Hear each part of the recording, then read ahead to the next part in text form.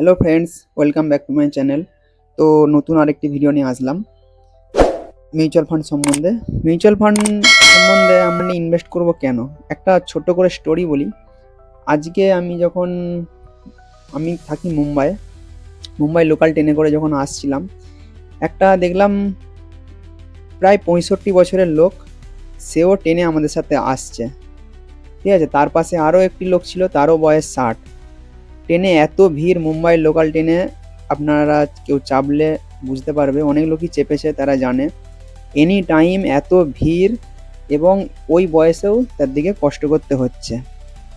তো আমি সেই জন্যই বারবার বলি, একটা মানুষের লাইফে 50 থেকে 60 বছরের মধ্যে সে যদি কাজ যদি তাকে না করতে হয়, সেটা হচ্ছে তার লাইফ, সুখের লাইফ।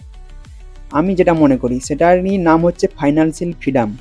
আর সেটাই কিভাবে অ্যাচিভ করা যাবে সেই সম্বন্ধেই আমি কিন্তু ভিডিও বানাচ্ছি, এবং আগামীকালেও ভিডিও বানাবো।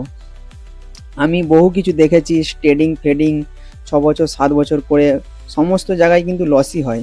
কিন্তু মিউচুয়াল ফান্ড এমন একটা জায়গা, লস হওয়ার চান্স খুব কম, 1%, আর প্রফিট হওয়ার চান্স 99%। তো সেই জন্যেই সবসময় আমি ইনভেস্টমেন্টের জন্যে বলি মিউচুয়াল ফান্ডে ইনভেস্ট করুন। এবং আমি যে ভিডিও করতেছি, আমার ভিডিও দেখে ইনভেস্ট আপনারা করবেন নি, আপনারাও স্টাডি করবেন, দেখবেন, বুঝবেন, শুনবেন, তারপর নিজের ভালো লাগলে কিন্তু ইনভেস্ট করবেন। আমি খালি আপনাদের দিকে নলেজ প্রোভাইড করছি, ঠিক আছে, গাইড করছি যে কিভাবে ইনভেস্ট করলে কিভাবে কত টাকা কি হয়, সেটা একবার আমরা দেখব। ইনভেস্ট আমার দিকে করতেই হবে, কারণ ইনভেস্ট করলেই তবেই কিন্তু ফাইন্যান্সিয়াল ফ্রিডম অ্যাচিভ করতে পারবো। প্রত্যেক মাসে 1000 টাকা, 2000 টাকা, 3000 টাকা, একটা মানুষ 1000 টাকা 500 টাকা আরামসে ইনভেস্ট করতে পারবে, তার যদি 15,000 টাকা স্যালারি হয়। 15,000 টাকা স্যালারি হলে 14,000 টাকা সে সংসারে লাগাবে, তার খরচে লাগাবে, 1000 টাকা সে আরামসে ইনভেস্ট করতে পারবে।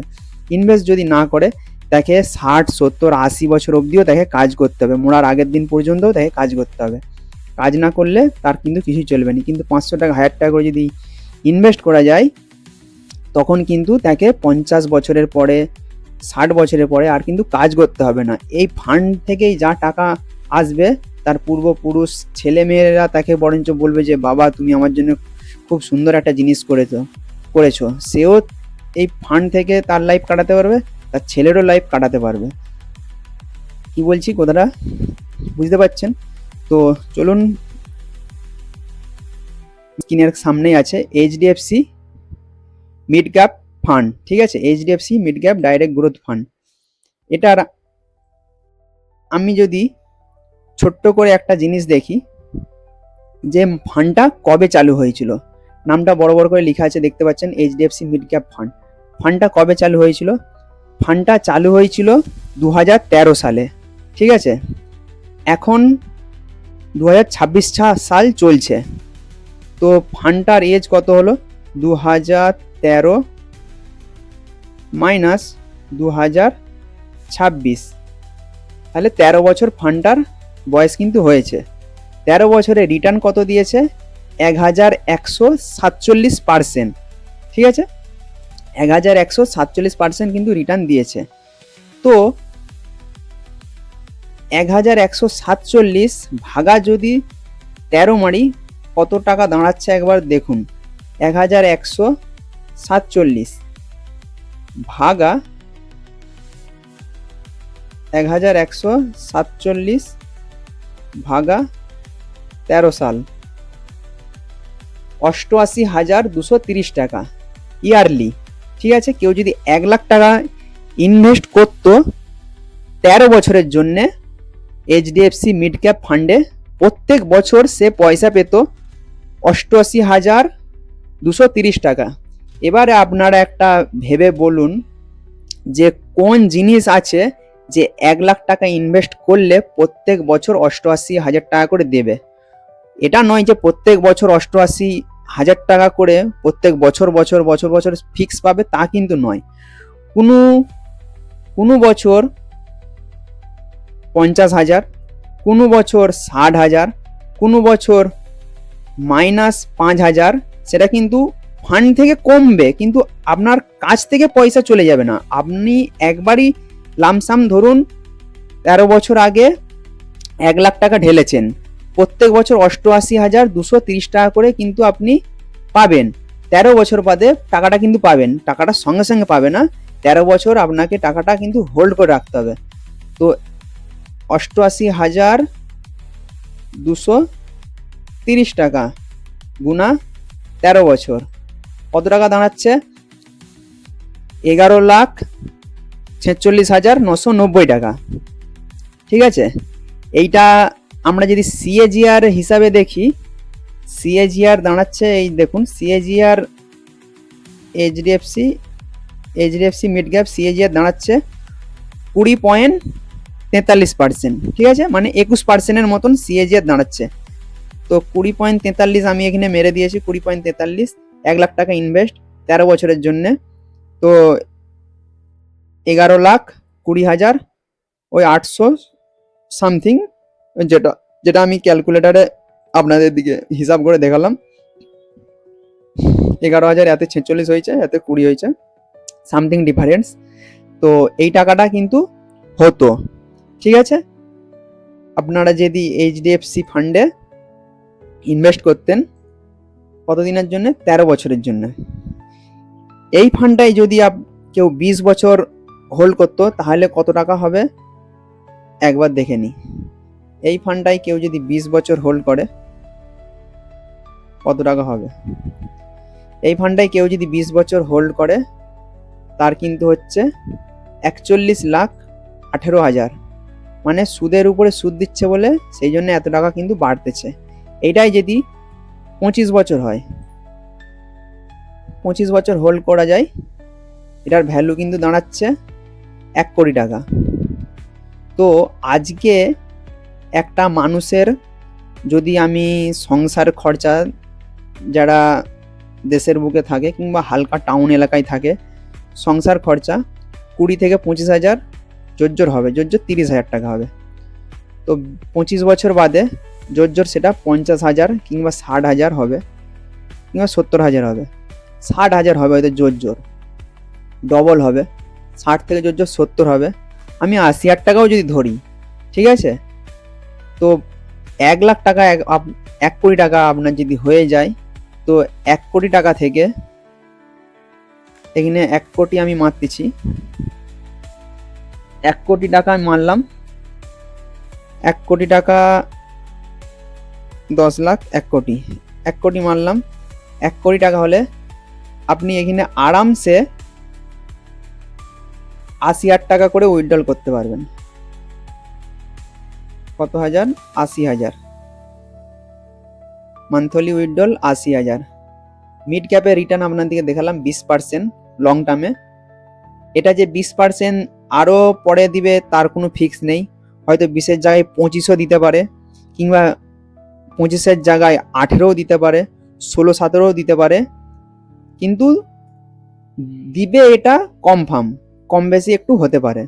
ঠিক আছে, এক্সপেক্টেড রিটার্ন আমরা যদি 16-17% যদি 17% যদি ধরি, 17% যদি মিড ক্যাপ ফান্ড নিয়ে দেখি, 17% আপনি 5 বছর উইথড্রল করতেছেন, 5 বছরের জন্য আপনার ফান্ড 1 কোটি টাকা, উইথড্রল করে নিয়েছেন 48 লাখ টাকা, ফান্ড ভ্যালু পড়ে আছে 1,56,00,000 টাকা প্লাস পড়ে আছে।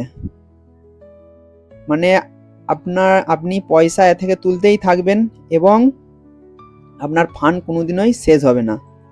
ঠিক আছে, তো ফাইন্যান্সিয়াল ফ্রিডম অ্যাচিভ করতে গেলে ইনভেস্ট করতেই হবে আপনাদের দিকে। ইনভেস্ট ছাড়া কিন্তু মানে ফাইন্যান্সিয়াল ফ্রিডম অ্যাচিভ করা যাবে না। এটা আমি লামসাম 1 লাখ টাকা ধরেছি। ঠিক আছে, কোনো মানুষ যদি সে এসআইপি করে, হয়তো কোনো মানুষের কাছে 1 লাখ টাকা নেই, সে 1,000 টাকা করে মাসে ইনভেস্ট করবে। 1,000 করে মাসে যদি ইনভেস্ট করে, আপনারাও ক্যালসি মেরে এনে দেখতে পারেন এসআইপি ক্যালকুলেটারে, মিড ক্যাপ ফান্ড 20% রিটার্ন কিন্তু দিয়ে দেয়। 20% রিটার্ন মিড ক্যাপ ফান্ডে যদি পাওয়া যায়, 20%, যদি 20 বছরের জন্য দেখি তাহলে 31 লাখ টাকা কিন্তু হচ্ছে, অনলি 1000 টাকা করে। এইটাই যদি 2000 টাকা করে দেখি, মাসে 2000 টাকা করে খালি ইনভেস্ট করবে 25 বছরের জন্য, 1,73,00,000 টাকা হচ্ছে। কোনো মানুষের এজ ধরুন এখন 25 বছর, প্লাস 25 বছরের জন্য ইনভেস্ট করলেন 50 বছর, 50 বছরে 1,73,00,000 টাকা তার হয়ে যাবে। মাসে 2000 টাকা ইনভেস্ট, 50 বছর তার বয়স হবে। 25 বছর থেকে আর 25 বছর ইনভেস্ট, কোথা দিয়ে 50 বছর কেটে যাবে সে বুঝতেও পারবে না। তো 2000 টাকা করে যদি সে ইনভেস্ট করে তো আরামসে তার 2 কোটি টাকা মতন হয়ে যাচ্ছে, 1,73,00,000। তো যদি ইনভেস্ট করা যায়, ধরুন সে যদি একটু বেশি রিস্ক নিতে পারে, তার মিড ক্যাপ স্মল ক্যাপ খুব ভালো, যেমন এইচডিএফসি মিড ক্যাপ ফান্ড, এই ফান্ডটা খুবই ভালো। এবং আরেকটা ফান্ড দেখাচ্ছি, আমিও এতে ইনভেস্ট করি, আমি ইনভেস্ট করিনি তা নয়, আমারও ইনভেস্ট আছে।